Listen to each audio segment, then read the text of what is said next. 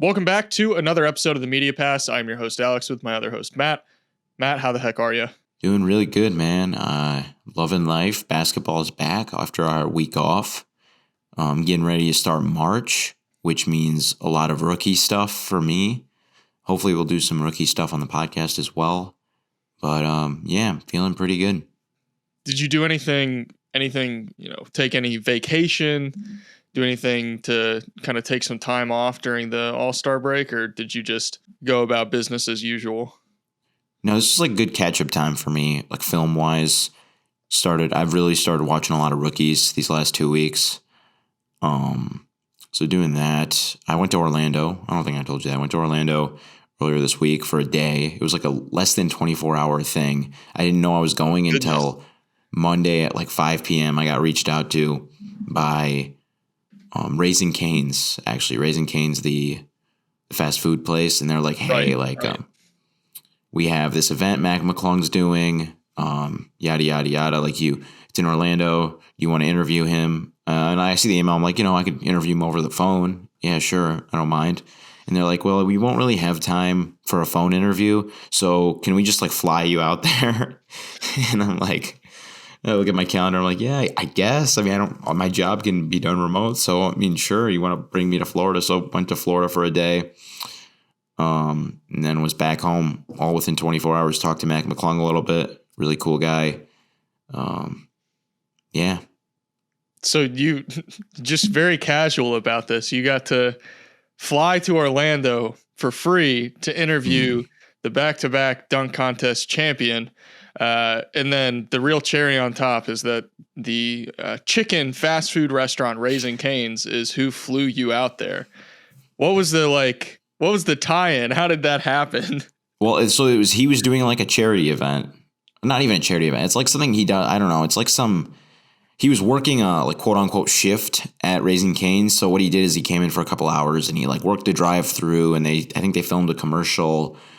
He worked the front desk, took a couple orders, I think he did that last year too. So like the whole selling point was like back-to-back slam dunk champion, back-to-back Raising Cane's employee shift. I don't know, but I'm not, Raising Cane's has good sauce.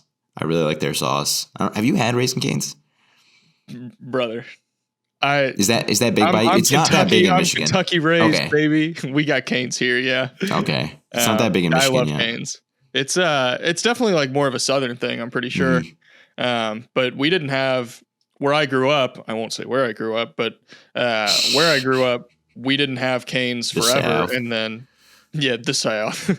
But I got to college, and anyone who's ever been to the University of Louisville, there's a Raising Cane's like 10 minutes from campus. So I would eat there all the time. Getting into the topic at hand here.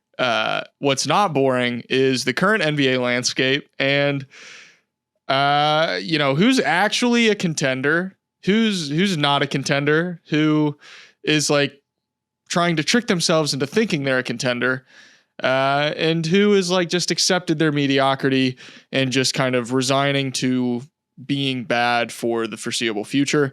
We're going to do a little power ranking today. Matt, do you want to go ahead and list out the tiers that we've so eloquently crafted? You've so eloquently crafted for today's exercise. Yeah.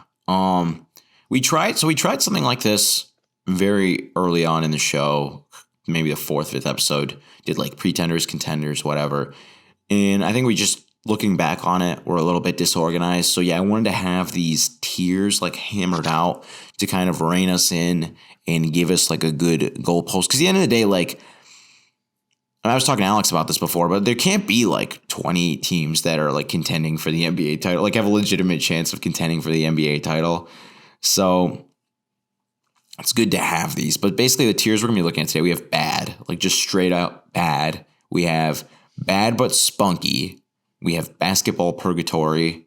I'm sure most listeners could probably guess which 3 teams ended up there. We have would make the play-in / playoffs most years, but league is too stacked. Have good but not a contender.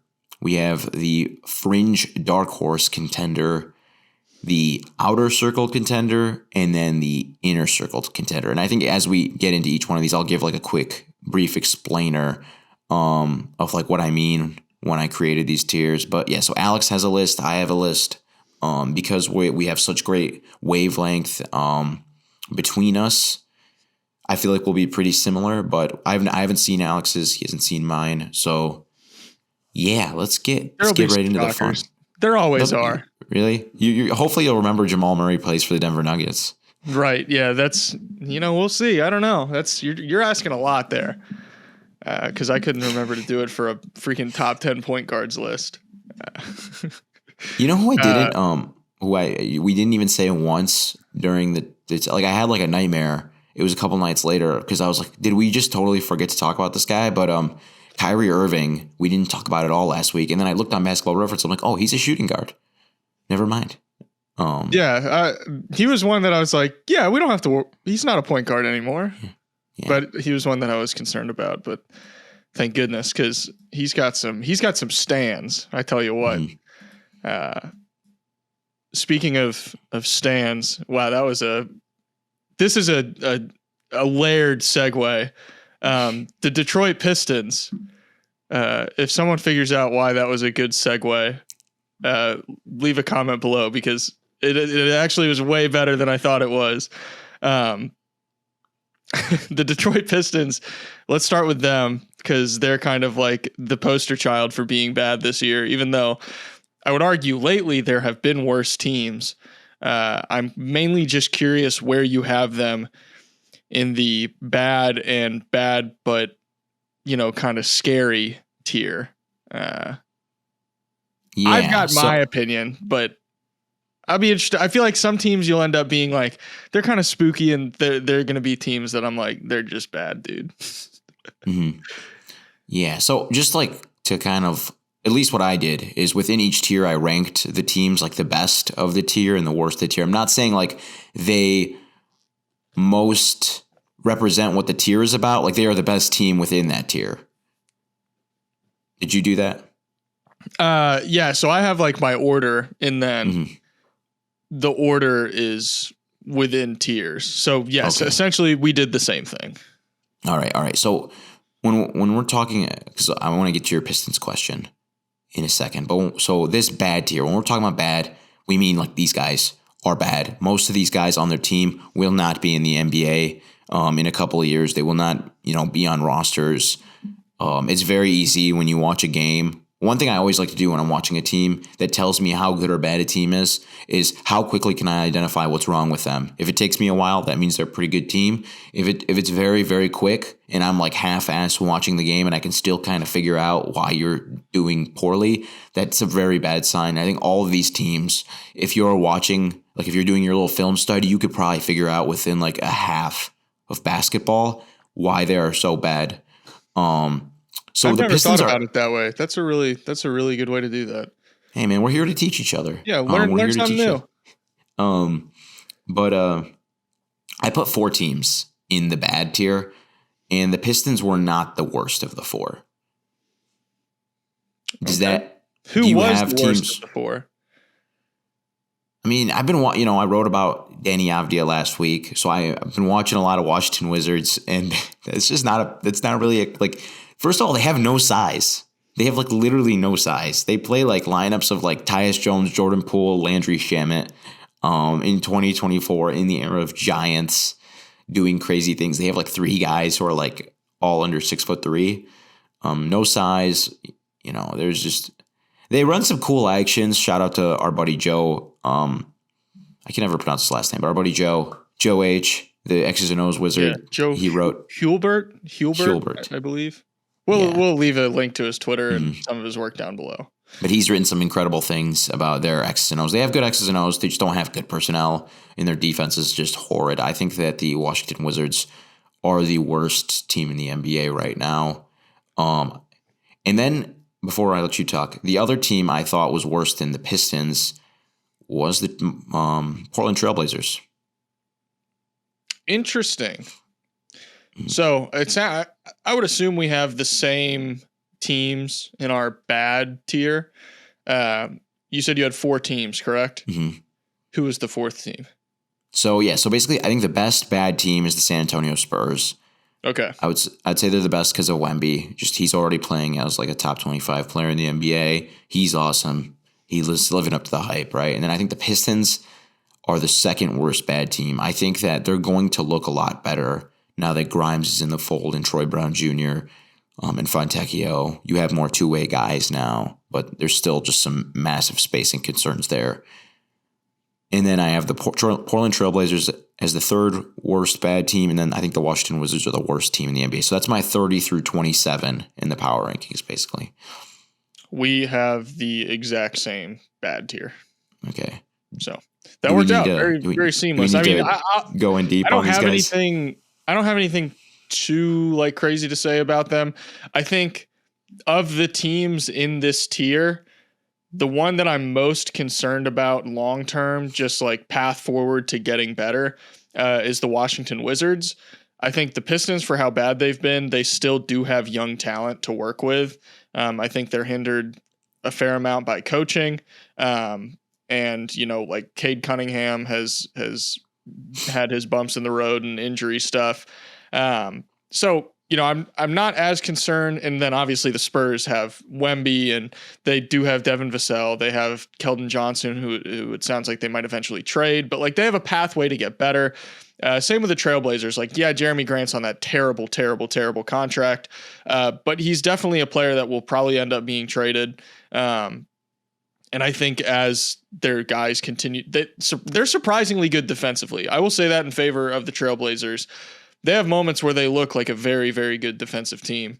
But yeah, I mean, out of these teams, I think the Wizards kind of have the toughest path ahead of them. So for the next tier, I know the original name, the name of the tier that you sent me. What is the name for this tier now? We didn't change it. I know you had a problem with it. So basically, I came up with what I thought to be a fun title, Bad But Spunky, right? And Alex said, say why. We don't want to say. No, okay, Alex didn't like it. There's a song, there's an old Kanye song. I say old Kanye. It's off of Yeezus, but he uses spunky in a different context, and yeah, it ruined the word for me. I didn't want to get into this, Matt. You forced my hand. But you're being personal. You're getting personal. So now we know Alex went to University of Louisville. He ate a lot of Raisin Canes. He listens to Kanye, old and new. Not necessarily new. Don't cast aspersions on me, Matt.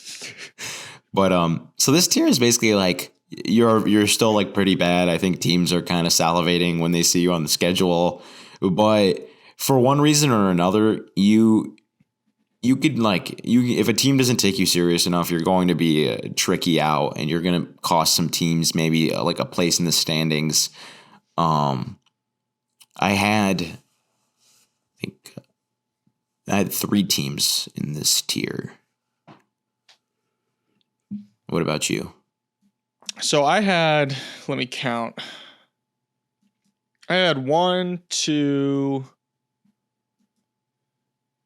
And there's like 2.5 in this tier for me.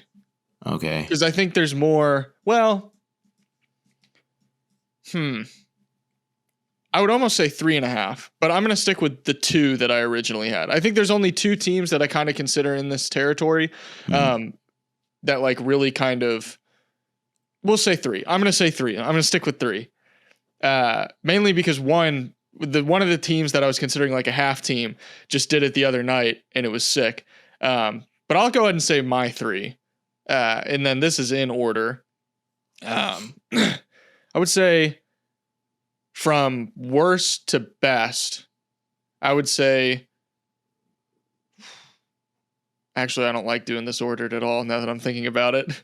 The 3 teams that I have, we can worry about order in a second. 3 teams that I have: Charlotte Hornets, Memphis Grizzlies, and Toronto Raptors. Yeah, those are my 3. For real? Yeah, 100%. But not in that order. I think perfect. I had it.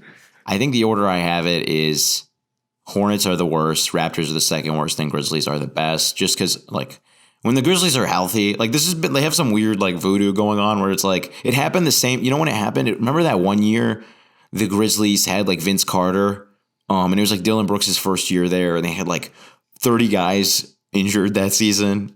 You know what I'm talking? It was like the last year of the Yeah. Grit and Grind Grizzlies. Like they have this thing, I think, like once every 7 years where they just can't be healthy at all.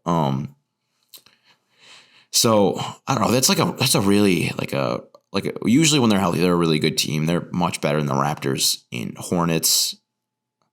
But right now, like with all the injuries, you know, the rosters they put up in like on a night-to-night basis, it's kind of like just wild. But then at the same time, like I watched them play the Heat before the All-Star break, and like G.G. Jackson and Vince, is it Vince or Vance Williams? Vince Williams Jr. They just like keep them in games. They're like, you know what, we are not going to lose. And then sometimes Jaren Jackson plays. He's obviously an incredible player. Sometimes Desmond Bane plays. Player I think very highly of, you know, when Mark Smart is healthy. And then defensively, they're just so well coached. One of the few teams I think in the NBA that does a really good job of not over helping pretty consistently, which is different subject for a different podcast that we definitely should talk about. But it's funny you mention over helping. That's just like philosophically something I've been thinking about a lot, like basketball wise. It's just funny that you like singled them out for that, because a lot of teams overhelp for, in my opinion, no reason. But yes, it's like, a big reason why the ahead. Nuggets have been able to get so much out of their defense. To me, it's like they're very disciplined. They know, like, they're very good about knowing when to help, when not to help, and it's a really a good way to like maximize your team, even if you have poor defensive personnel or below average defensive personnel, whatever. But yeah, you're right. So yeah, the Grizzlies is the best.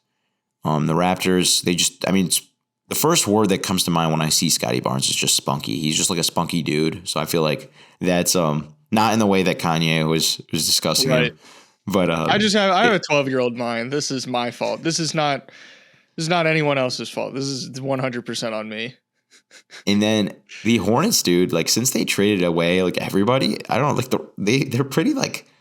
They beat the Hawks. They beat the Pacers. I watched both of those games because I'm scouting Brandon Miller for March's Reading About Rookies month. And I'm just like, man, like they have like a lot of length now. Everybody can kind of put the ball on the floor and drive. They're just playing hard. Like they have like that new, like the new trade buzz. Like we didn't, like the guys who didn't get traded at the deadline are relieved. And then the guys who just got brought in from different situations where they weren't playing or they weren't liked are like happy to be there. Trey Mann playing good basketball. And then I'm factoring in, you know, LaMelo Ball comes back. Mark Williams comes back. They're just better than the other four teams that I had in just the bad category. So, yeah, what order did you have these three in? Real quick, I got to get something off my chest. Go ahead, please. I've been sitting on it for a while, and it's been eating away at me.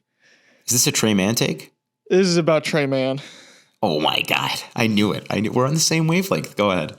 Freaking the fact that OKC had to go through the process of, you know, who are we going to give minutes to, who's not going to get minutes, because some guys are going to miss the cut, and you know you can only move forward with so many guys. The fact that Lindy Waters was getting more like intentional developmental minutes than Trey Mann makes me want to pull my hair out, especially seeing what he's doing now, because like obviously like he's got the new trade buzz and everyone's like seeing what he can do. Like we've seen him do that in OKC. It's not like he never showed that stuff. He's just getting the opportunity to do it more consistently. But like this isn't necessarily a diss on like Lindy Waters or anything. His story is very, very cool. He's like kind of got the hometown advantage playing in his favor, I think. But man, no pun intended, I really, really, really would have liked to see Trey Mann get some more development and more minutes and more reps over Lindy Waters, because I don't know, maybe his trade value would have been higher. Maybe he could have just ended up staying. You know, I don't know. I don't know what that alternate timeline looks like, but Lindy Waters is a frustrating player is what I'll say relative to what you're getting from Trey Mann. It's just like size-wise, he is frail, small, right? But other than that, he does the OKC thing. He can drive, kick, pass and shoot. Shooting, has been a little underwhelming, and then defensively, and it's not like Lindy Waters is big either. Yeah. And defensively, I've noticed, I don't know, he's had some really nice screen navigation possessions in the 2 games I scouted Charlotte. Again, those are 2 games. They played the Atlanta Hawks and the Indiana Pacers, who are better than these teams, but not like the cream of the crop, the creme de la creme. So how did you rank these 3? I would say, Charlotte, Toronto, Memphis. Just because Memphis, like you said, has the when healthy thing going for them. I think they're a much different team. Like, even without Ja, when they're healthy, but still without Ja, that team is still very scary to play on any given night. We saw it with the Bucks. Shout out G.G. Jackson. Just did a video about him. Yeah, watch that, please. Yes, please. I'm not going to watch it, actually, because I think I'm going to write about him, and I don't want – because I was listening to J. Kyle Mann talk about this with Ben Taylor, and it was just like, you can't watch the guys that you respect too much, because then I'll be scouting somebody. Like, if the videos that you make that I know I'm not going to write about, watch them when I'm drunk on the after the bar. We've talked about that. Yeah, that's a reference. We talked about it in another episode. But if I know I'm writing about G.G. Jackson, I can't watch your video yet, because I'm probably just gonna write down what you told me. Even though I'll watch him, I just can't. I'm I respect you too much. I'm I can't go against this guy. If he saw that, if Alex saw this, how could I see any different? I'm the same, but well, I mean, for similar reasons that you mentioned, I don't watch. People are surprised when I'm I don't really watch NBA content at all. I don't listen to podcasts. I'll read articles occasionally. I probably read articles more than anything else, but I don't really consume any content, because I would hate to subconsciously steal something that someone already said. I don't know. I'd feel crypto terrible. amnesia, I think, as they call it, is the term. Crypto amnesia, something like that. Yeah. This freaking guy just knows.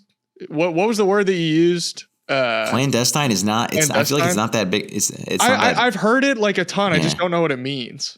Mm-hmm. Maybe that makes me sound stupid. Covertly, it's Okay. Well, you learn something new every day. This is just a big learning pod for me. Yeah. But yeah, I agree with you, where it's I don't want my analysis influenced by what someone else says, whether it's crypto amnesia, like you said, I think that's the term. Yeah, or seeking some confirmation bias. But the next tier that we have is basketball purgatory, which I have a lot of teams in this tier. Really? I thought there was 3 that were that are really, they're just kind of the poster child for this. I'm trying to find that term. I'll find it later. The crypto, whatever. But anyways, so I say a lot. It's actually not a lot, but still. Just for the listeners at home, this tier is basically teams that are they're not bad enough to be bad, and get a nice little draft pick. For some reason, they have something about them, some redeeming quality, but that redeeming quality is also not good enough to where we could see them stealing a playoff series. And they're just in a weird spot. It's just really an awkward spot. People their fan bases beg them to tear it all down, and yet they refuse to listen to them. No clear direction whatsoever. So wait, okay. I want to know what your because should I just tell you my 3 teams and then tell me how many more teams you have than that? I think I only have. I think I have 4 teams. Okay. Yeah, I have 4 teams. Okay. So, do you want me to go first? The worst team in this tier? I'll go first, and then you add. Okay. The worst team in this tier, I thought, was the Brooklyn Nets. Okay. They just have. They have Lord knows that backcourt and the spacing they have now. Then I had the Atlanta Hawks, the worst defense in the NBA. And then I put the Chicago Bulls as the best team in that tier.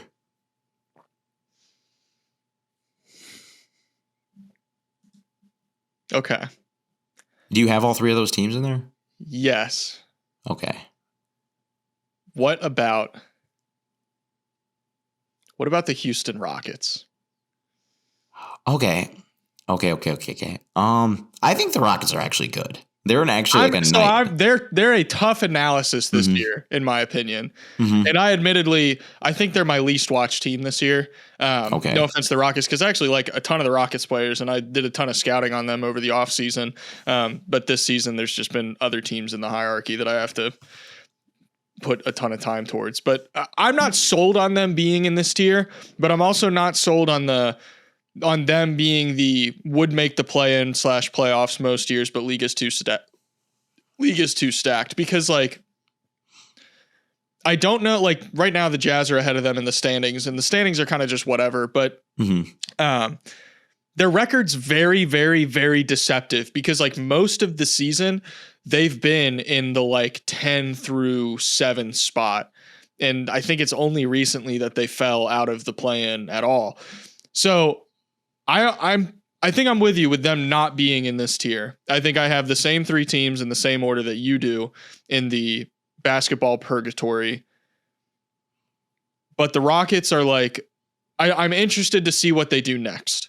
Because I think of the teams that are going to be in the would make the play-in / playoffs most years, but league is too stacked, I think they probably have the most question marks about them moving forward, where they're like, they have to figure out what the plan is.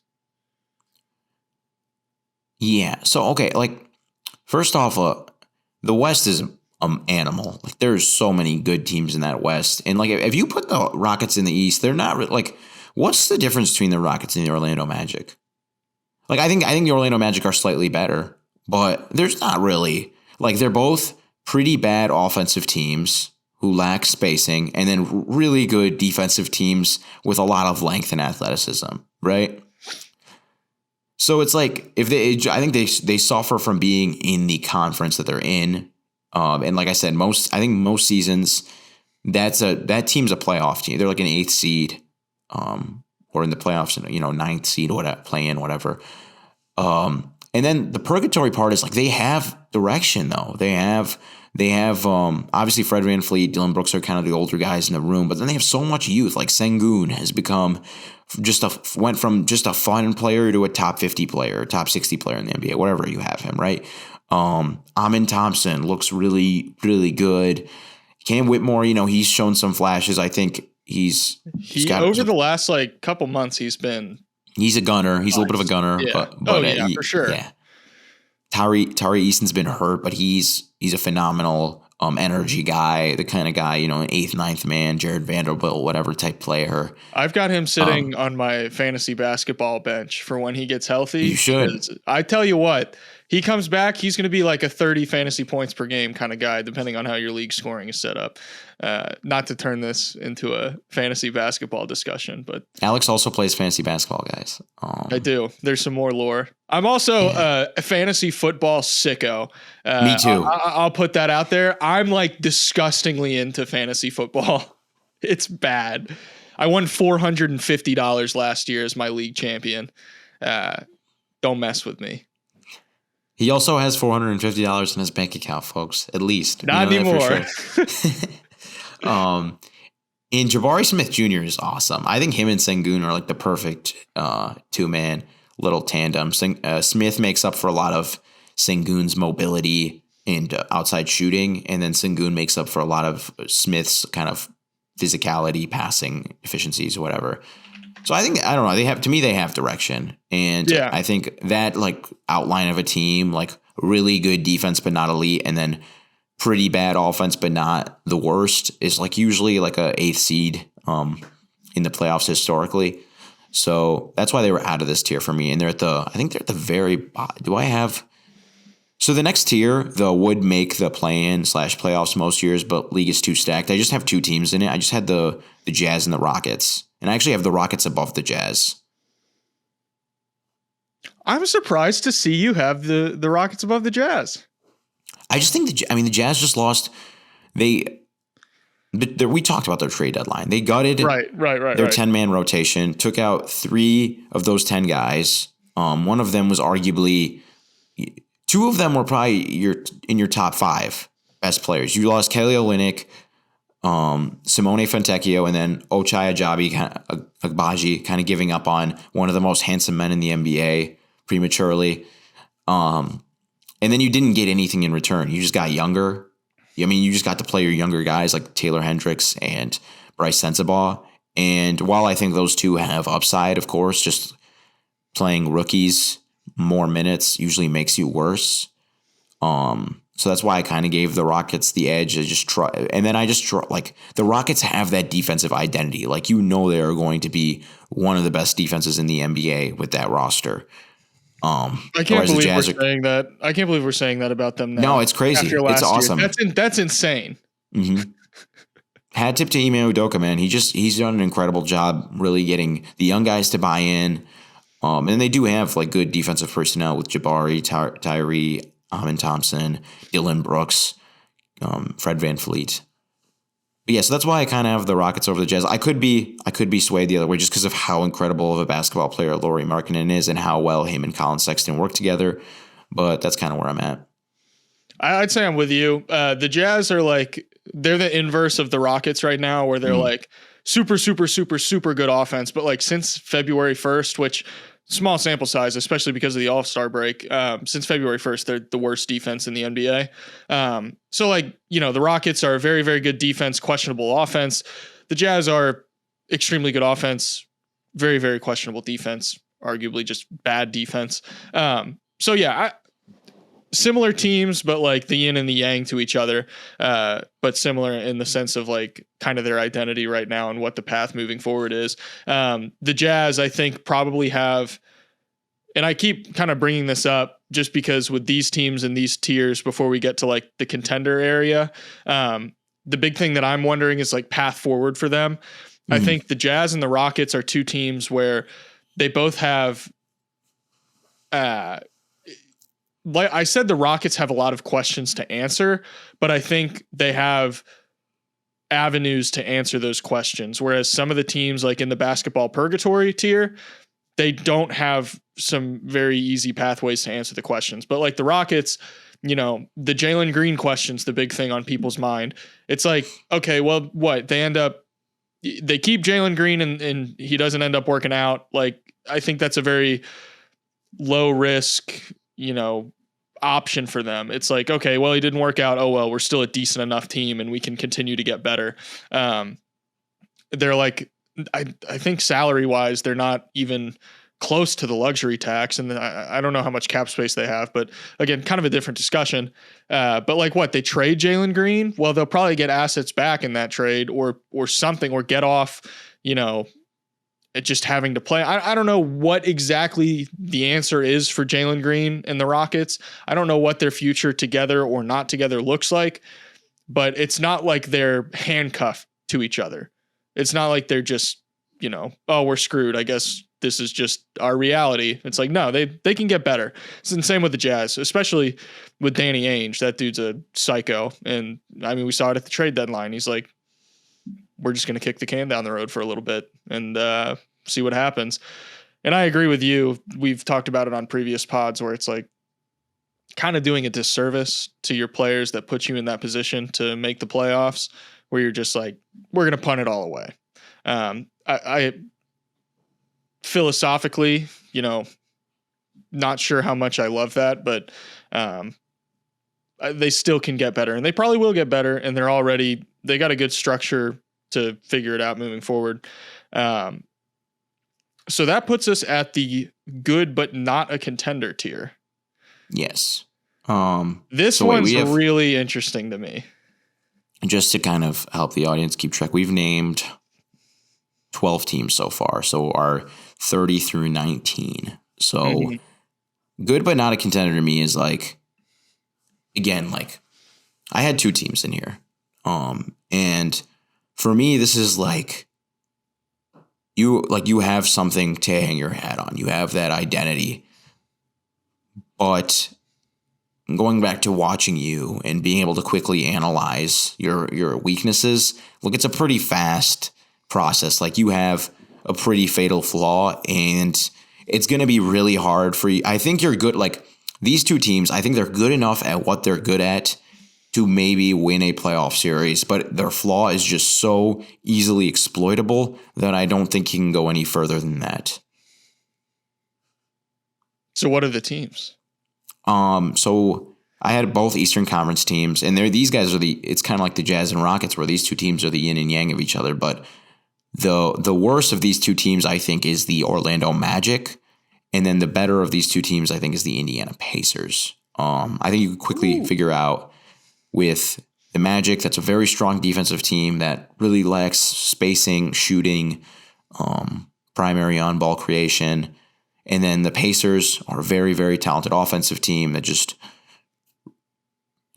defensively, it is what it is. And I think, like I said, I think the Pacers are such a great offense that they could get the right playoff series and they could just run a team out of the gym and they could beat them in a playoff series. And I think the Magic are such a great defense that they could ugly it up enough to just kind of grit their way to a series upset. But because of the Magic spacing concerns, because of the Pacers' size, physicality issues, all that stuff on defense, I think it's just your best case scenario is you steal a playoff series. And most likely, I don't think you do that. So I have the Magic and the Pacers in this tier as well.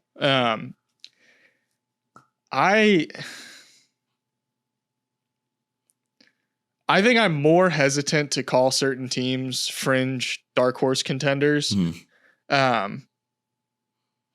lately, it's one of those things where like the last 2 month kind of dichotomy for a lot of teams compared to the start of the season is where I'm having a tough time evaluating, because the Golden State Warriors, like, they didn't really make any trades. They just changed how they do things as a team, and they got Draymond Green back. So, that's helped clearly.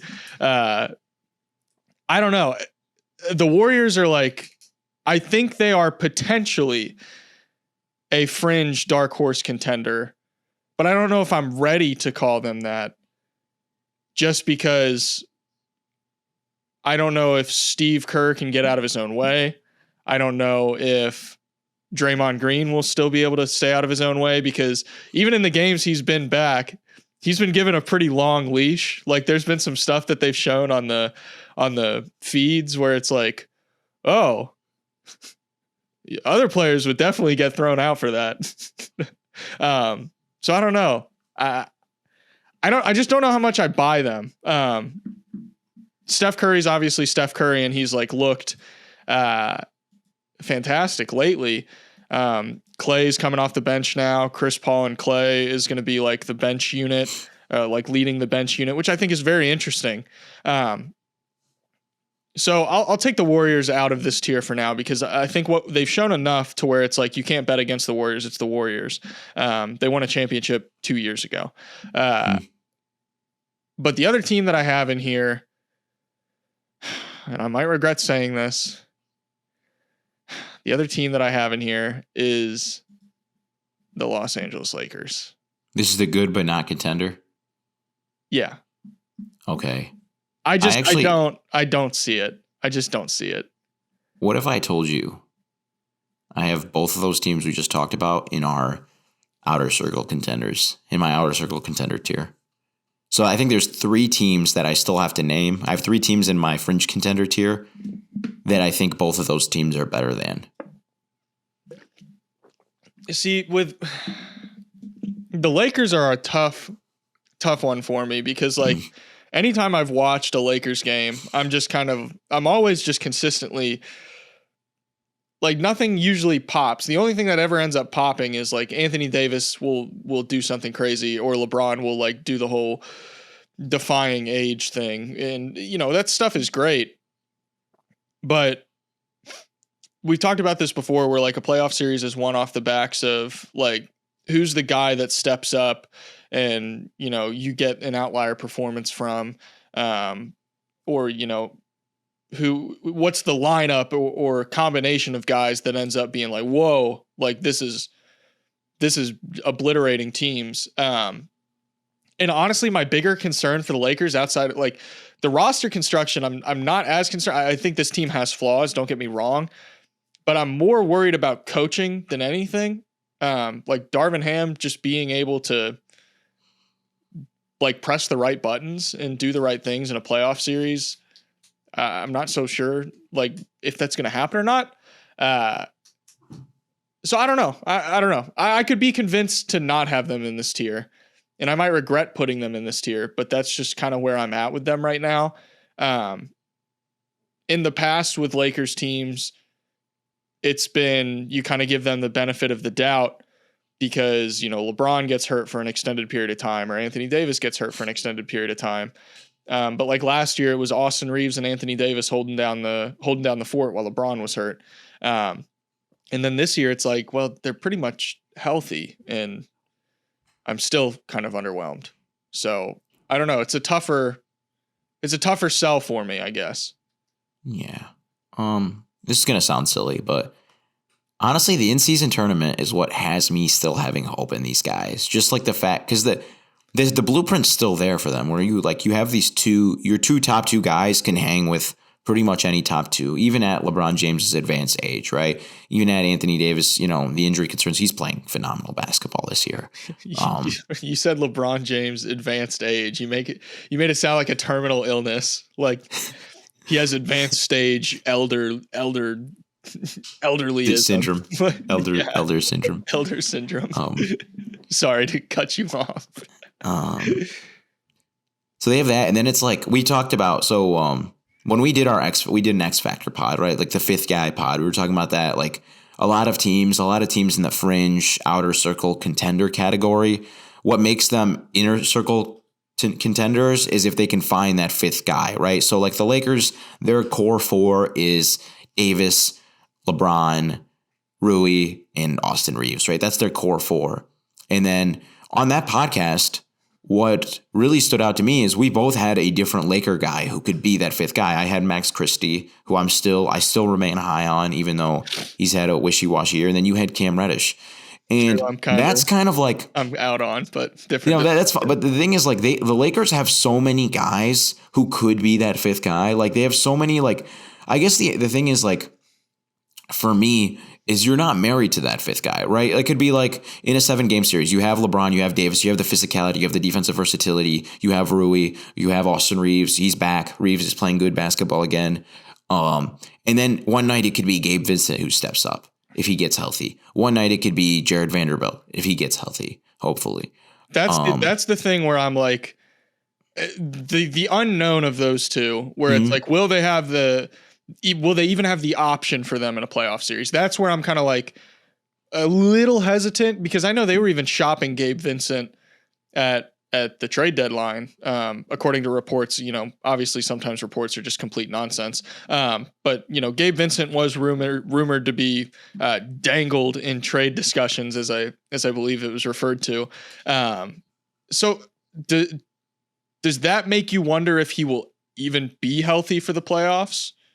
I mean, but the thing is, like, I agree, but like the upside, like the theory of Gabe Vincent fixes a lot of problems for the Lakers. Like he's Absolutely. a good shooter. He's a good point of attack defender. He plays physical. He's one of those guys. He's heat culture. He knows how to play up a weight class in size.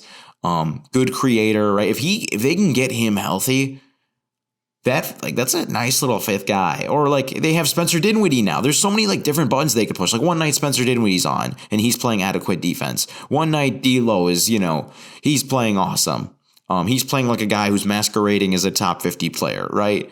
One night they want to go Christian Wood. Imagine that. They play Christian Wood at the 3 and at the 4, and then James is at the 2 and Rui's at the 3 and it's Austin Reeves at the 1. Like that's a lot of size. That's a lot of shooting, Like they have so many buttons they could push. I'll talk about them when we get to that tier for me, but I just like Orlando doesn't have those buttons. Indiana doesn't really have those buttons, And they neither one of those teams. I'm convinced. Thank you, man. I'm not going to put them in outer circle contenders, but I'm going to put them in the fringe dark horse contender. Okay. And I have a great sales pitch for the Warriors. You made a very compelling argument. If you're listening and you are unsure about the Lakers, I think Matt probably just gave the best sales pitch that you could possibly have about the Lakers, because I'm someone who is very, not low on them, but I think I just haven't been able to get there with them. But try to get me there with the Warriors. Do I do it now or should I do that in outer circle? Because I have good Warrior stuff too. I think I'm not going to have the Warriors in this tier. I think they're too good for this tier. Okay. So we'll put a pin in that for now. Yeah. So fringe dark horse contenders. Let's go there. I have the Lakers there now. Okay, so I've convinced you to put just 2 teams in the good but not contender tier. Yeah, we have the same teams in the good but not a contender. All right. So I have 3 teams in this fringe contender tier. And this will go with the Warriors stat. But how many teams do you have there? In the fringe dark horse, I have the fringe dark horse. 1, 2, 3.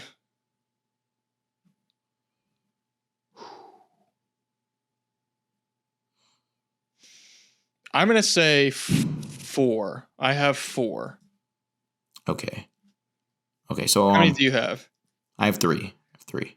Okay. So the last week I ran a study on Basketball Insiders, and so listen, depth. Like we just talked about the Lakers and their depth and all the little pitches they can throw. It's very important. I think that raises your floor in the playoffs, right? It makes you less susceptible to running into a bad matchup and just getting beat because one team, even though they're inferior to you, just has personnel that kind of contrasts your style, right?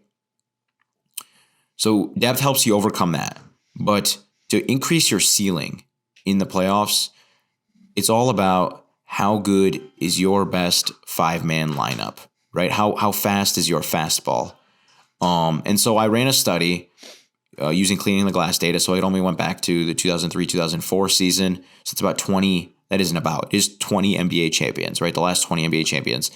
All 20 of those teams, with the exception of some of the later Golden State Warrior teams who already had shown us proof of concept, so they didn't really need to fall under this. But all 20 of those teams had a lineup featuring most, if not all, of their best players that had played at least 300 non-garbage time possessions together and posted a net rating of more than +9 per 100 possessions. Okay?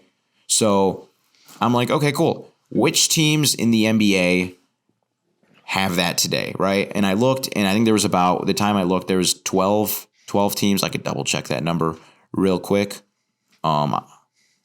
With the at least 300 possessions. Again, the season's not over, so you could eventually qualify for that, right? But let's see here. Yeah, it was something like 12 teams, right? I'm not going to count it. It was something like 10 to 12 teams, right? The 3 teams I have listed on here, none of them had a 5-man lineup that qualified for this. And that was a big thing to me where it's yeah, I think you have a high floor as a basketball team, and that's why I put you in this fringe contender. But you just don't have that fastball. The velocity on your best pitch is not good enough to beat the best hitters in the deep rounds of the playoffs. Those 3 teams I had, in order of worst to best. This one kills me because I love them, but the Sacramento Kings, the Dallas Mavericks, and then the New Orleans Pelicans. Actually, did I? Yeah, that's the order I had them in. Mm-hmm. We have all but one team overlap. Okay. Actually, yeah. So I have the Kings in here. Mm-hmm. And you said you have the Pelicans? Yes. Okay. And then who else? I have the Mavericks. The Mavericks are in between. They're sandwiched in between the Kings and Pelicans. I know you like the Mavericks. I know you're very bullish on what they did with Washington and Gafford. So with the Kings, I have the Kings as I have them in this tier as well. The Pelicans are a tough situation because I could kind of be convinced, but at the same time, I almost think they're teetering more on outer circle contender, more on of a when healthy basis, especially now because they're out of that whole injury purgatory that they were in early on in the season where they didn't have Trey Murphy, they didn't have Jose Alvarado, and then now they kind of are able to roll out the best version of themselves. I do still have some questions though, so I think I'm comfortable with them being in this tier, mainly because we haven't seen a full proof of concept in the postseason yet, with their whole CJ, Zion, Ingram, Valanciunas, and Herb Jones / Trey Murphy, depending on, how they decide to go with that route. But the Mavericks, maybe outer circle contender is too high for them on my part, but it's really hard for me to see this team, the version of this team that they have now, compared to the team that went to the Western Conference Finals. What was it, 2 years ago? Mm-hmm.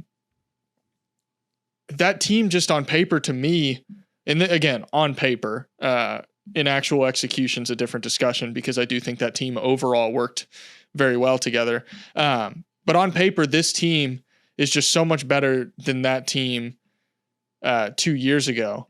And I think the trade deadline just addressed so many concerns for them. I think Kevin Harlan even said it on the broadcast last night. Someone was shooting free throws, and Daniel Gafford went to the bench, and Derek Lively came onto the floor. And Kevin Harlan was like, they're just swapping one giant out for the other. I forget what his exact words are, but it was like, they don't lose like having one of them on the bench. Like they get 48 straight minutes of offensive rebounding, defensive rebounding, rim deterrence, and whatever level of rim protection you like to, attribute to both of them as individuals. I think, some people are probably a little higher, a little bit lower, depending on who you ask about both of those guys when it comes to the actual execution of their rim protection abilities. But like, they're not really losing out on that punch that they get with each of them. Gafford's a little more refined. Lively's a little bit more raw, but both of them, you're kind of scratching the same itch. PJ Washington he's been better than I expected him to be. And I already expected him to be very good for them. And I think all of that has allowed Derrick Jones Jr. to really just like play free.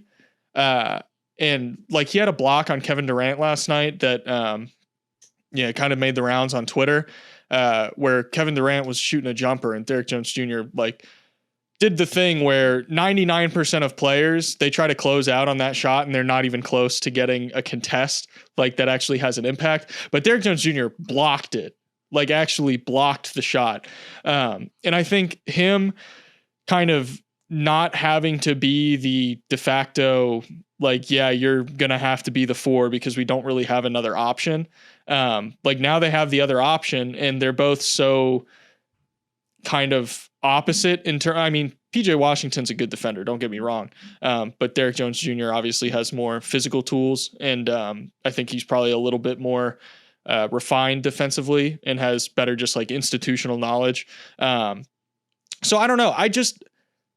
All of this is to say, I really like the Mavericks, and I can't count Luka Doncic out in a postseason.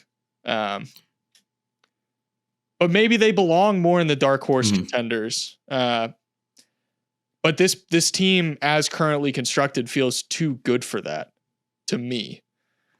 See, the thing, you mentioned the Gafford Lively thing, like the swap, like you get 48 minutes of that. Like, and it's like, that's what I was talking about with the floor thing, though. Like, you always have like a really good baseline with your lineups because you have so many different pieces. You put Exum in when he's healthy. You got Kleber, you got Josh Green, you have PJ Washington now, you have all that. But it's like, who moves the needle and makes them like a plus 10 per 100 possessions? Like, what line? I don't think they have a lineup like that. And so like, people are going to say like, that's just what you said with the Lakers though. You said it's the two stars and then all the plug and play stuff. But the thing is, like, the Lakers 2 stars, bigger, more physical, more proven in the playoffs than like Doncic and Irving. I think even with LeBron's, elderism, I feel like if you put like, you would take that tandem plus role players over Dallas's tandem plus role players, if that makes sense. Yeah. That's a tough one because I think that gets into like the discussion of which archetypes work best together. Cause like, I think 2 guards being your tandem is not as advantageous as like a guard and a big. And I know LeBron, like everyone liked to call him a center the last 2 years, but he's the point guard. You know, he's bringing the ball up the floor most of the time. And if he's not, he's usually on the wing. They don't really do a ton of like 5 stuff with him like they used to, like probably 2 seasons ago. So yeah, I think like I agree with what you're saying. But I think in that kind of framing, the Mavericks, just by nature of 2 guards being your 1-2 punch, surrounded by role players, I think you're probably not going to be as good as like if you're 1-2 punch as a guard and a big. But yeah, I agree with you.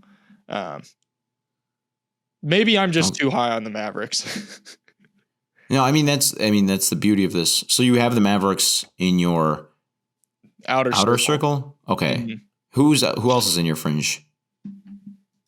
Dark horse. So the Kings, and the 76ers. And the 76ers have an asterisk next to them. Mm-hmm. And is Joel Embiid going to be back for the playoffs? If he is back for the playoffs, I think they're outer circle, definitely. But I have them here because without Joel Embiid, I don't think they're even fringe dark horse contenders. Mm-hmm. With Joel Embiid, they're outer circle contenders. So I was kind of meeting in the middle where like I'll have them here, cover all the bases, because if Joel Embiid's there, I'll have them higher. If he's not there, I'd have them lower. This is just the middle ground for me. Is that the only other team you have in there? I think I might be with you with the Pelicans just because we haven't seen the proof of concept. Mm. So I'll throw the Pelicans in there, but those are the only teams I have. Okay, yeah. Just a quick stat about the Pelicans. I don't know what they did to appease the shooting gods, what kind of dark magic they have going for them. But this season, they have the lowest opponent 3-point percentage on wide open threes by a pretty nice margin. As we've talked about before, that has nothing to do with how good your defense is. Very little to do. Some will say like you leave the right shooters open, but that doesn't really happen in the regular season. Nobody's scouting that hard. Yeah. And last season, the Pelicans were second in that stat as well. So they've had incredible shooting luck over the last 2 years. And I just really want to know what their defense would look like if they didn't have that shooting luck. Because on paper, I feel like their defensive personnel is just like you play a lot of CJ, JV, and Zion. And that's like, that just doesn't, we've talked a lot about CJ on the show and how good of a season he's having. He's not like a great defender. Jonas Valanciunas is one of the worst defenders for starting big men. And then Zion is Zion. He's been better defensively. I will, in defense of him, there's been moments where he's popped defensively. But yes, I agree with you. They shouldn't be the 7th best defense in the NBA. That's right, for sure. Absolutely not. Well, so that's kind of since January 1st, they are the 5th best No. 6th best defense in the NBA. Shooting gods, man. The shooting. And then they also have like just a plethora of like great defensive wings like Herb Jones, Dyson Daniels, Trey Murphy III, Najee Marshall.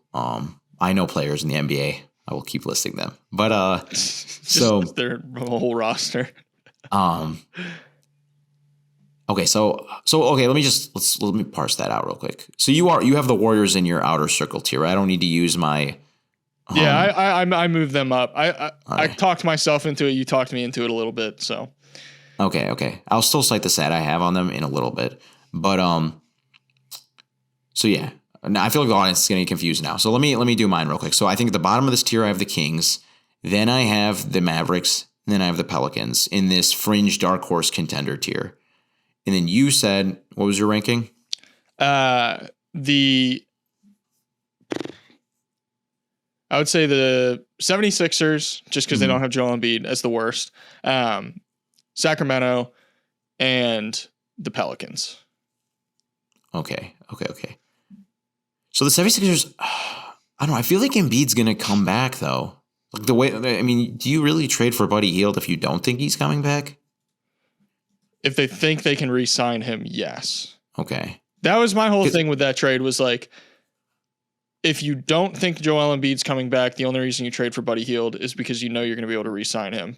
And they also have cap space for it. So that's why I was like, this could be like, yes, they know Joel Embiid's coming back, or they know he's not coming back, but they know they can sign Buddy Hield. due to the cap space they have. This is going to sound rich coming from me because me and Maxi's beef, one-sided beef, right? If they were fully healthy, I probably have them in my inner circle. Whoa. So remember that study, the study I talked about, right? The 300 possessions, 9 garbage time, net rating, right? Do you know in the NBA who by far and away is leading the league in point differential per 100 possessions with at least 300 non-garbage time possessions played together? Do you know which lineup that would be? Oh, it's that Philly lineup. I looked that up yesterday. Mm-hmm. It is in 467 possessions. Tyrese Maxey, D'Anthony Melton, Nick Batum, Tobias Harris, Joel Embiid. They're a plus 33.3 per 100. The next best team is plus 20.7. That's the Cavaliers, non-Garland, Mobley lineup. They're a little funky lineup. But they just, I don't know. And then you add Buddy Hield, add shooting to that, add his movement, his dynamicism. And then I know you guys were kind of hating on this a couple weeks ago, but I kind of like the idea of campaign over Patrick Beverley for this team because he gives them more on-ball creation from that backup spot.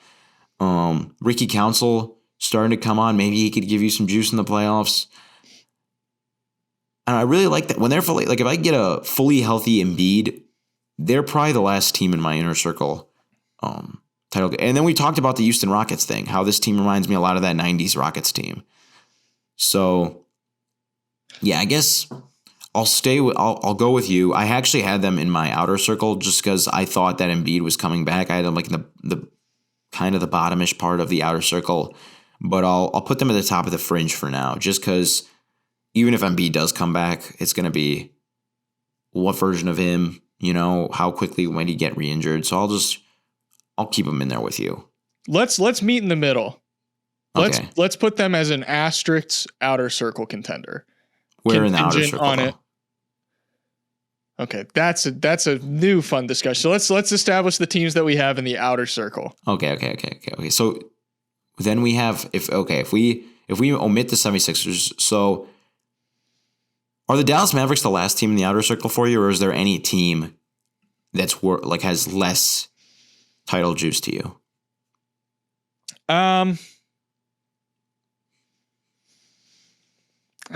This is this is a tough discussion. I'll go ahead and put the Mavericks in the bottom of the outer circle, but there are other teams I could see disappointing in the postseason, but we don't have to get into all that. Yeah, we'll put Dallas at the bottom of the outer circle. I don't know if I love that though. Okay. So should I name the team I have lowest on the outer circle? Or do you want to name the next team? How do you want to do this? Let's see if we have the same teams. So the Mavericks, the Suns. Yes, the Suns are the next one I have. Okay. The Bucks.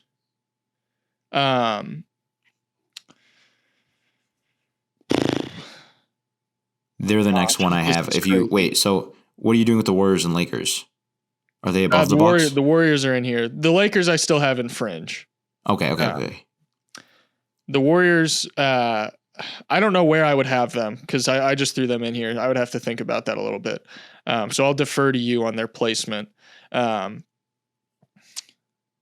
the rest of the outer circle, I would say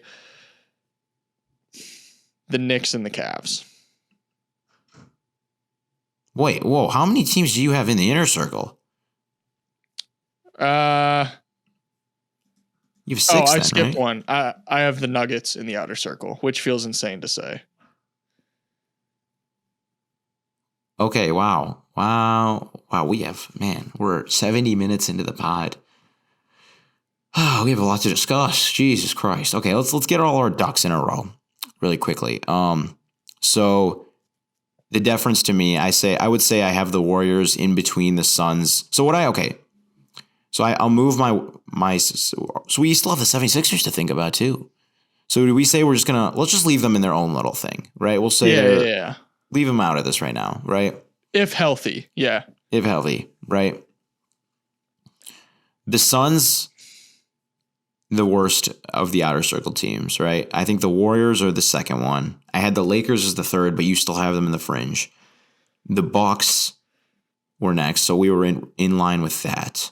Okay, and then I still have, after that, I still have 1, 2, 3, 4, 5 outer circle contenders, and none of them are the Nuggets. I'm taking the Nuggets out. I can't have the Nuggets in there. Okay. So they're still inner circle for you. So you have 6 inner circle teams. The Nuggets have been really, really bad lately. Not just like underwhelming relative to being the defending champions. They've been bad lately. But yeah, I can't have them in this tier. I think you kind of get benefit of the doubt if you're the defending champion. So I'm going to say they're still in the inner circle for me. Okay. And then I said the Knicks and the Cavs are in the outer circle for me. Okay. So then I also have the Knicks and the Cavs. All right, let's. And then you have one more team, right?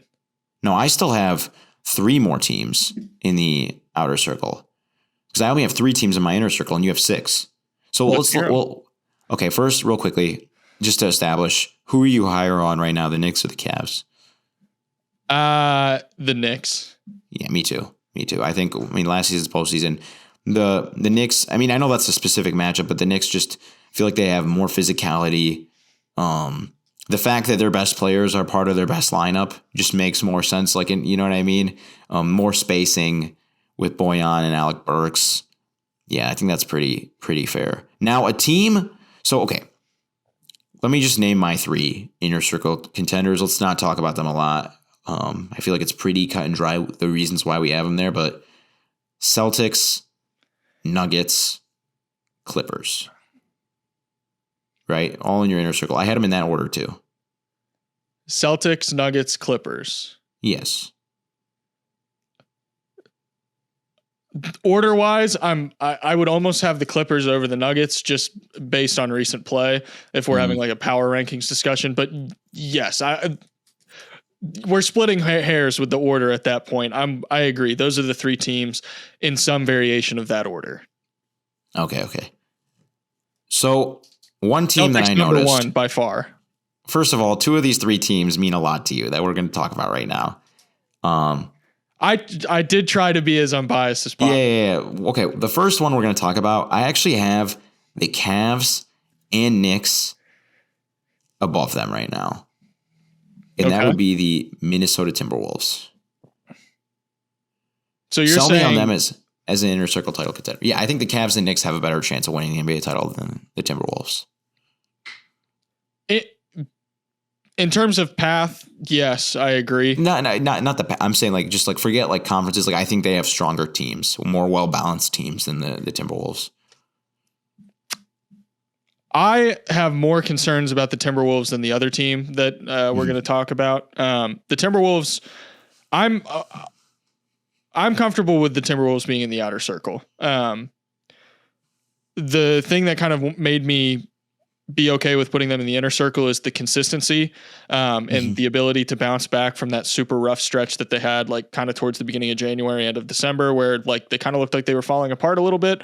And now they've bounced back and started playing really, really good basketball again. I think their defense is just like, I'm so much more comfortable with Rudy Gobert defensively as your big man in the postseason compared to what we've seen from him in the past, largely because of it's been discussed to death at this point. But like the fact that you're able to flank him with Anthony Edwards, Jaden McDaniels, Nickeil Alexander-Walker, and then whoever else you want to throw in there as another defender. I think you can kind of just pick whoever you want at that point. With Rudy Gobert at your 5, they execute defensively just so well. And I think from a matchup perspective, a lot of people are like, this team is going to give them so many problems in the postseason. And ironically, I think one of the teams that can give them the most problems is the Thunder, as we've seen throughout the season so far. But like, I think their defense is just so staunch that if they can iron some things out offensively, I think Anthony Edwards has started to really hit a stride offensively at this point in the season. And he's starting to iron things out. And learn a lot of what he's capable of. Like, I don't know if you've seen, there's been a lot of talk about how he's kind of become like a bank shot maestro. Like he's been electric when it comes to using the glass. Not that that's like something that's going to push them over the edge. It's just, I think it speaks to him figuring out everything that he's capable of as a scorer and learning to lean into his strengths and what he's especially good at. I think the big question mark for me when it comes to them as an inner circle versus outer circle contender is like, can they get out of their own way? Can they clean up their decision making when the going gets hard? Can they avoid getting tunnel vision, whether it's tunnel vision through Anthony Edwards, whether it's tunnel vision through Karl Anthony Towns? Can they clean up the turnovers and just like, bad passes and, stupid decisions and forced passes through bad passing windows, stuff like that. If they can clean, like, to me, those are all things that are clean upable, for lack of a better word. Like those are things that you can fix. Like you have control over those things as a team. They are not necessary. Sometimes a team can be so good defensively that they're prone to cause a lot of those problems. But like the Timberwolves, for me, they can be as good as they want to be if they clean up the stupid stuff. So the Timberwolves, I'm okay with having them in the outer circle, but if I had them in the inner circle, it's like, it sounds like a cliche and just kind of like a buzz phrase just to be like, they're their own worst enemy, but they really are their own worst enemy a lot of the times, because the games that they end up losing, if you go back and watch, it's like, well, you shot yourself out of that game because you just took dumb shot after dumb shot when there's 6 minutes left and you're up 10. Like that's why you ended up losing, not because like the other team was just so much better than you. It's just because you stopped executing how you've been executing throughout the entire game. And I understand there comes a point where a team just has to be like, okay, we're going to put the ball in the hands of our best player and we're going to trust that he's going to be able to get us a bucket. And I understand that there's a certain level of that like they'll need from Anthony Edwards in a postseason setting. But I think we've seen enough from Anthony Edwards in a postseason setting in the past to where we know that he can rise to the occasion when he needs to. The question marks to me are other players. Will Nickeil Alexander-Walker keep knocking down his corner threes at a high rate? Is Mike Conley going to be able to hold up? Is Monte Morris going to be able to contribute at a decent enough level for them as a backup point guard? Will a team figure out how to exploit Rudy Gobert, and will they be able to, get away with him having to play at the level and trust their backline defense enough? Will they, press the right buttons consistently? Will Chris Finch continue to run out annoying lineups with Kyle Anderson in them without any spacing, and for some reason just stick with that for no reason? It's stuff like that where I'm almost talking myself out of having them in the inner circle in the first place. But like, I would have them, if I did have them in the inner circle still, it would be an asterisk of like, can they get out of their own way? Because that's always the discussion with the Timberwolves, is like, they're their own worst enemy. It's a similar discussion with the Boston Celtics, who the Boston Celtics are way better than the Timberwolves. Don't get me wrong. But that being said, the Celtics are their own worst enemies too. And we can talk about that in a minute, but that's where I'm at with the Timberwolves. Okay, so that was a lot. I'm sorry, I just threw a ton at you. No, I like it, man. I take whatever you throw at me. It's like you played Arkham Asylum, haven't you? Yeah. Right. You won't remember this because I don't know why I remember this, but the final battle when he's fighting the Joker, and the Joker it's been a long time. Okay, well, Joker gets back up and he's like, "You ready for more?" And Batman's like, "Yeah," and he's like, "Wait, what?" And he's like, I'll take any, like, he's like, I'm always going to be ready. Like, no matter how hard you come at me, I'm going to keep coming back harder. I do remember that. I do remember that. And then they have this scene, like, they punch each other and he uses the explosive gel, whatever. I love those fucking games. They're like one of the 20 best reasons. They're so good. They've aged so well, too. Oh, yeah. Beautiful games. Oh, yeah. Anyway, so the things that make this Minnesota defense the best defense in basketball is their size, their length, their athleticism, right? Now, but the thing is, a lot of their best offensive players contradict that, right? Mike Conley's a small guard. Monte Morris will probably end up being one of their better offensive players. He's a smaller guard. obviously Ant, he fits into that size, athleticism, length thing. But those two guys are mostly what I'm focused on, right? Conley and Monty Morris, guys who are supposed to help with the big thing is you say they shoot themselves in the foot. A lot of that's like turnovers, like poor offensive flow. A lot of that comes from not having like a lot of ball handling on the floor, a lot of on-ball creation, passing, shooting, whatever, spacing, right? So the starting lineup of Conley, Edwards, what's his name? McDaniels, Karl Anthony Towns, and Rudy Gobert, right? They're in the 72nd percentile in offensive rating in the entire NBA. So that's pretty good, right? That's better than what their overall offensive rating is, which is in the back half of the league, right? They're like 17th or something. Their defensive rating, though, is only in the 67th percentile. Okay, so my worry with this Timberwolves team, and the reason why I have them as an outer circle contender is like the things that make, because you can win a championship, right, with a elite defense and just an average offense. You can do that. The thing is, the things that make this defense elite, right, the length, the athleticism, the size, how much of that do you lose trying to fix your offensive problems? Like, where can you find that perfect blend? Where, because the thing is, when they have Conley on the floor, that he is a good defender for that size, but the eliteness of that defense goes away.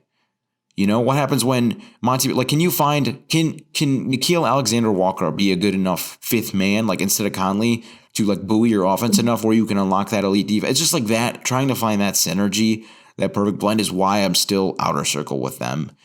I just don't see the vision as clearly. That's fair. Yeah, I think of the like inner circle teams that I have, I think they are by far the most flawed. Okay.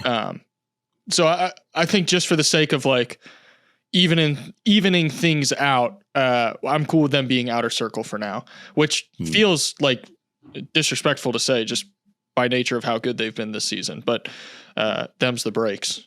So moving on to the inner circle, right? Well, so I still have two teams. Oh yeah, You have the right. So let's do the Heat one first. I think you just like me and you are both kind of on the same page. Like you don't count these guys out of a fight, and they probably got better. They're better than the team they were last year. Like on paper, like they have more size now. They have Jaime Jaquez. They have Josh Richardson. Duncan Robinson is better at basketball now. They have Terry Rozier, who's just like a better version of Tyler Hero.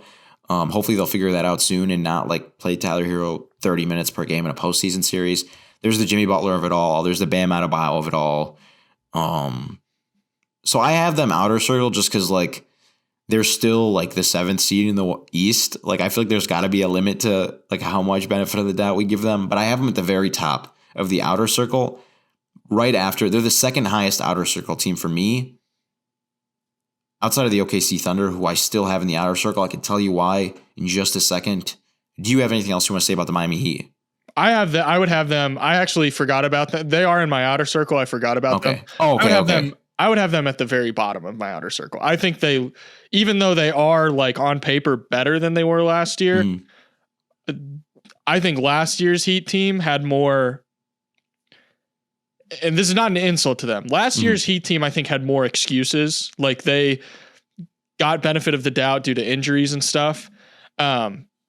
This Miami Heat team, I think, doesn't have that benefit of the doubt just by nature of like you haven't. They still have a lot of injuries. They do have a lot of injuries. I don't think they had as many core players as they did last year. So I don't know. The Heat this year is like, I think going to test the limits of like the Miami Heat, dark magic where they just turn up in the playoffs and are absolutely insane. I'm not counting them out, but like postseason rolls around, they could look like they're top of the outer circle. I could see a world where the playoffs roll around and they're bottom of the outer circle. But I think outer circle's fair for sure. They get that benefit of the doubt. And then anywhere you want to put them in there, I still think it's the Heat. You can't count them out. Mm-hmm. Okay, so that means so you only have 4 teams then. I mean, well, if you count. So can you rank your inner circle right now for me before we talk about the Thunder? My inner circle would be the OKC Thunder at the bottom of the outer circle or inner circle, excuse me. The Clippers, well, I'm going to say the Nuggets and then the Clippers and then the Celtics. The Nuggets last couple months have been pretty, I think, warrant concern. So you're moving the Timberwolves to the top of the outer section. Yeah. Mm-hmm. Okay. Now, the Thunder. Before I give you the table, the chair, the microphone. So honestly, 2 weeks ago, I think there's words out there on Forbes, on the Gordon Hayward article I wrote, where I called the Thunder an inner circle title contender. Okay. And honestly, up until last Tuesday, I was of that belief. And then I ran this study that I've been talking about this whole time, but I think it's meaningful. I think it's important. And that's kind of what's got me tampering expectations and starting to just like kind of look at all the reasons why this might not be as beautiful as it looks on paper. Because when you watch this team, the effort they play with, the way they execute, how versatile they are, how many guys can drive, kick, shoot, pass, whatever, how well coached they are, Shea, how incredible a basketball player he is, how incredible Jalen Williams is. It's like, yeah, of course this is a title contender. It doesn't matter that they haven't shown us it in the playoffs yet. An inner circle title contender. But so I read that study I've been talking about, right? The 300 possessions plus 9 per 100, okay? Of the 12 teams that have a lineup like that, the OKC Thunder are not one of them. They don't have a lineup like that. Their best lineup is the starting five. Do you know what their net rating is per 100? Their starting five? Yeah. I know that their lineups with Josh Giddey in them are like not mind-blowing. I don't know the numbers off the top of my head. So remember, we said that benchmark is plus 9 unless you've already shown that your core can win the NBA title. Plus 5.2. That's worse than the Kings' best starting five, worse than the Mavericks' best starting five, worse than the Pelicans' best starting five, okay? And I'm not saying I think the Thunder are a much better team than them, but then it started to open up in my mind kind of the areas for concern. First, they have, I think, the best injury luck in the entire NBA. Some of that's just they're young guys heal faster. And then maybe it's something with the medical staff. Who knows, right? They have incredible injury luck on the season. Two, they play, this might be like too anecdotal, but they play harder than everyone else every night. Like they just play with maximum effort, I feel like. And that's like something that loses its luster in the playoffs, because then in the playoffs, everybody's full throttle. So like what you gained from playing with that effort and intensity in the regular season is diminished a little bit. But the third thing, and the thing that I'm going to be keeping my eye on for the rest of the season with this team, who is that fifth guy in your closing lineup, right? We know, put him in pen. You could trust Shea in a playoff series. You can trust J-Dub in a playoff series. You could trust Chet in a playoff series, even though you haven't seen them as focal points in the playoff series. They've shown me enough that I trust them, right? And then Dort with his improved three-point shooting, credit Chip England, okay? And then his strength, his physicality, his defensive prowess, his ability to drive the ball. I think he deserves recognition there as that fourth guy. Before the Gordon Hayward trade, their options for that fifth guy were Josh Giddey, who, like you said, has kind of been the big thorn in their side. Is not a good shooter, not a good defender. He plays hard, he plays with conviction, but it's really not enough given his skill limitations. And then Isaiah Joe, who I love to death, think he's improved so much as a basketball player. You still have to wonder with his limited off the dribble game and then his frailer stature, how that looks in a postseason series. Okay. And also, I don't think they give Wiggins enough run as that fifth guy. I feel like there's something there. He's also small sample size as a shooter, but just want to throw his name out there. But now you have Gordon Hayward. Okay. And if Gordon Hayward can be that fifth guy for you, where he gives you the plus 9 per 100, then I'm like, okay, yeah, throw him in there. Throw him inner circle title contender. They're one of my core 4 teams because he, on paper, fits everything they need. He has the size. He's a good enough defender. He's a good enough shooter. He's a good enough driver, good enough on-ball player, right, to complete that 5-man closing lineup and give him that championship indicator. But he hasn't even played yet, so I can't really give them that benefit of the doubt until I have that. So I will say, I think OKC's lineup data, especially looking at like starters, is a little bit deceptive for a couple of reasons. One, Josh Giddey is a starter still. Josh Giddey usually gets benched in close games in the fourth quarter, which I think whoever starts is a little bit arbitrary when it comes to talking about the Thunder, because I think where we're really going to see things, especially in the postseason with this team, as far as where they're going to shine the most, I think it's going to be in their closing lineups. And then also Mark Daignault, when you're talking about like sample size and like, the lineups that are like +9 and 400 possession, minimum 400 possessions, 300. Right? 300. Mark Daignault plays, and this is one of my criticisms of him as a coach, too many lineups. And I think that's going to end up changing in the playoffs. I think things are going to get tightened. Hopefully, I could be wrong, which I'm going to be frustrated if I'm wrong, because I think Mark Daignault's a good coach. He frustrates me with how many lineups he trots out. So it's hard to develop continuity. It's hard to get, meaningful sample sizes. And I think guys like Aaron Wiggins, he's gotten more run lately, and it's kind of seeming like he's solidifying himself as a main piece.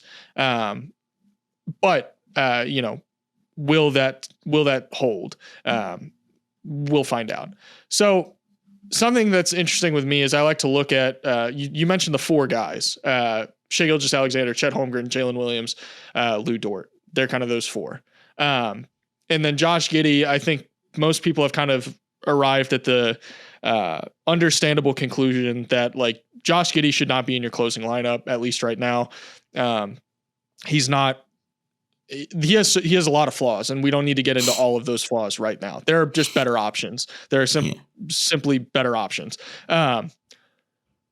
So looking at some of their lineups with Shai, Chet, J-Dub, and Lou Dort on the floor without Josh Giddey. We're taking Josh Giddey out of the equation. We're just going to ignore that aspect for now. So Josh Giddey off the court. In 313 possessions with that group of 4, they are +20. 129.1 offensive rating, 109.1 defensive rating in a span of 313 possessions. I think the best version of that lineup is with Isaiah Joe. While I do agree with some of the stuff you said about his off the dribble game, I do think he is capable in limited environments where it's like, okay, he is attacking a closeout or like one dribble pull-ups in the mid-range off of a closeout, just one step inside the arc. I think stuff like that he's very, very capable of. And he's improved much more as a driver with the basketball. Obviously he's the 5th guy in this lineup, so he's not going to be doing it a ton. So I agree he has concerns, but defensively he's still able to contribute. I think that's probably one of the areas I've seen him improve a lot this year. The most is defensively. But really where this team, it's hard for me not to have them in the inner circle, is specifically in the half court, both offensively and defensively. So sticking with the same kind of what we were doing with our discussion about Shai, Chet, J-Dub, Dort, and Josh Giddey off the floor. So whoever you really want in that 5th spot. In the half court, that 4-man lineup, 313 possessions. Offensively, points per half court possession, 100 half court possessions, 116.9. That group of 4 guys. Which, for context, league average over the last 2 months, I don't know what it is throughout the season. It's up this season compared to last year, but over the last 2 months, average half court offensive rating is like 100.7. It's ridiculous. Defensively in the half court, not quite as good, but still with that group of 4 guys, 313 possessions, they're only allowing 96.3 points per 100 half court possessions.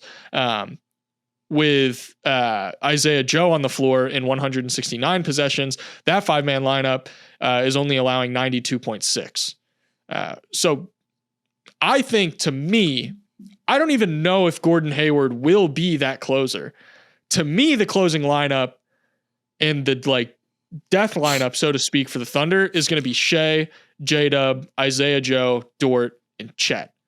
That lineup, I think, as we roll into the postseason, that's the lineup I'm watching to be like, okay, OKC's going to obliterate teams with this lineup. That's where I'm interested to see them the most. And that's why I think, like I said, the lineup data is a little bit deceptive with them. The Gordon Hayward question is definitely something that we're going to have to see. He played, I think, like only 5 minutes last night and didn't really do a whole lot. So I don't know if they're just easing him in. They don't want him to get hurt. I don't know what's going on, but we'll see. Part of me is almost like they may not even need Gordon Hayward. And I've described Gordon Hayward as Josh Giddey insurance. Just like, okay, does Josh Giddey become completely unplayable? I think they kind of already had Josh Giddey insurance with Aaron Wiggins and Isaiah Joe, but different discussion. But yeah, that's kind of my sales pitch for OKC. Wiggins can hoop. Can you do me a favor? Yes. Big favor. We'll agree to disagree here. I think we agree. Like we're in the same place. I'm just a little bit more conservative about giving him the inner circle title contender thing. But can you do a YouTube video? I had this thought in my head, a YouTube video one day of pick a 5-man lineup that's really good, okay? And for the thumbnail, have a picture of them and then have like words that say "flee on site." Because it goes with the whole death lineup thing. You know what I mean? It's like they're so terrifying, like you might as well run away. Like when they come, you know, you don't like that idea? You don't think it's funny? Cool, I'm not a big clever text and thumbnail guy. That's the only thing. Okay. Philosophically, we don't need to get into like YouTube algorithm stuff, but all right. Okay. So honestly, I think after like with how like scrambled everything got, I don't even think we should try to like rank them 30 through 1. But I think we've talked about every team. I feel like other than the Clippers, who we have a whole podcast episode on, I think the only thing that's changed is we're more confident in them probably now than we were then. The Celtics are the best team in the NBA. They'll shoot themselves in the foot if that's the only way they'll lose is if they beat themselves. Really quickly before we go, can you just talk me through why you're so concerned about the Nuggets right now? I'm not concerned. So I'm not concerned as much about like the Jokic of it all or the Jamal Murray of it all or the Michael Porter Jr. of it all. Like, you know, the continuity that they have with the main guys, it's like we know what they can do. My bigger concern is that there are just better teams now. Like, not necessarily, I'm not saying better than the Nuggets, but like, I think there are teams that have a like fighter's chance of beating them. Whereas last year, it's like the Lakers weren't beating them. They freaking swept the Lakers. The Suns were their biggest competition on paper, I guess. The Suns, you know, they made like pretty much mincemeat of the Suns. And then the Timberwolves, like they said, the Timberwolves were their hardest matchup. They beat the Timberwolves in 5 games. The Clippers are back, and the Clippers scare me. The Timberwolves are back, and the Timberwolves are better than they were last year. And the Nuggets said that was the hardest team they played. So it's less about the Nuggets being like, okay, you know, they got worse because they lost Bruce Brown. Like, I think people put a little bit too much stock in how good Bruce Brown was. He was important. And like, you can see his absence having an impact on them, but he was far better in the playoffs than he was during the regular season last year. And I don't know. I think they still have full potential to be as good of a team in the postseason as they were last year. And Michael Malone is a fantastic coach, and we know he's going to coach circles around some of the competition in the postseason. So once they like get to the setting where we know they're going to thrive, I think they have as good a shot as anybody. The only difference this year with the Nuggets is that I just think there are other teams that have just as good of a shot as they do. All right. So how about I tell you this? This goes with what you're saying. I think it contextualizes what you're saying, where you're like, the Nuggets are still the Nuggets, but everybody else just got better. So real quick, I'm not even saying better than the Nuggets, just better. No, just general. Like the field is, and I think this is a similar thing that's happening to the Sacramento Kings, especially on the offensive side of the ball. But so the Nuggets' offensive rating this year is a 117.9. Okay, that's 13th in the NBA right now, according to Basketball Reference.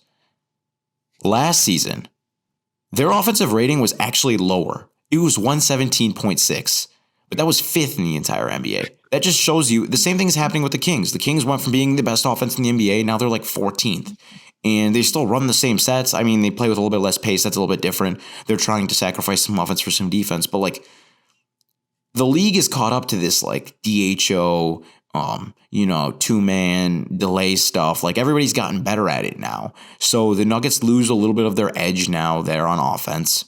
I think what they lost on offense, they gained back though, just because their defensive communication is even more sound. I think they can ramp it up even more in the postseason. The other big concern, I think, is their bench, right? They only have one guy from that playoff bench last year in Christian Brown. And then it's like, can Peyton Watson be trusted? Is he enough of a shooter to be trusted? Enough of an offensive player? Yeah. Is Reggie Jackson enough? I think Julian Strawther has some juice if he could get healthy.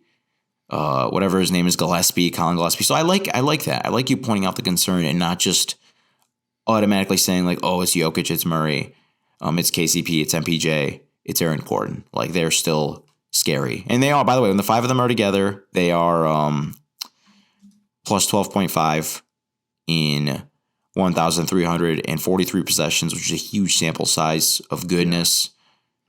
So we both kind of agree that we take the Celtics over them. Celtics are our front runners. They're incredible. I've been diving into them a little bit more lately.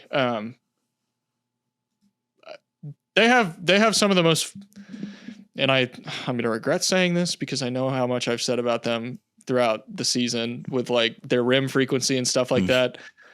When they're like continuously throwing different things at opposing defenses, they have like one of the most foolproof offenses I've seen in a really long time. Like they're just, the diversity of plays is what, like, they're really, really good. I'm going to do a whole video about it, but they're really freaking good, dude.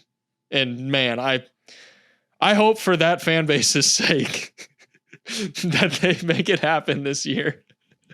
Because I don't know how they could keep suffering like that. Dude, I have championship fatigue from this core of the Celtics, and they've never won a title. This core, because they're always there. They're always in the Eastern Conference Finals. I'm kind of annoyed of this. I want to see new teams, but like they never get over the hump. Yeah, I'm looking at the time. Here, we're at over 100 minutes of recording. This has been a really long episode. We should wrap up. Before you send us off, let me just remind the listeners, because I know we told them to hold off on questions last week because we have something special coming out that'll answer a lot of questions about a lot of things. But as always, please feel free to leave a question in the YouTube comments and the Spotify stuff, on our Twitters, DM, tweet us, whatever. We'll answer them at the beginning of the next show. We'll get back to that. Now, Alex, please, the floor is yours. Yeah. We also have another little spot. I know we said last week that it was going to come out last week. We had a bonus episode about some of the questions that we get a lot about working in sports media. That's going to be coming out either today or tomorrow, probably tomorrow. Tomorrow meaning Saturday, February 24th. So be on the lookout for that. If you've ever wanted to get into working in sports media, a lot of good stuff in there. And it will answer some of the questions that we get all the time. Leave a 5-star rating if you enjoyed this episode. Hopefully you did. If you didn't, you should still leave a 5-star rating because it costs you nothing. Subscribe if you're watching on YouTube, leave a like, all that fun stuff. Check us out on Twitter at AlexHoops_, at Mat Issa 15. I always say Mat Issa. I don't know. I have the ats on screen if you're watching on YouTube, but if you don't know how to spell that, then there you go. You're welcome. But yeah, appreciate all you listening. We'll see you next week.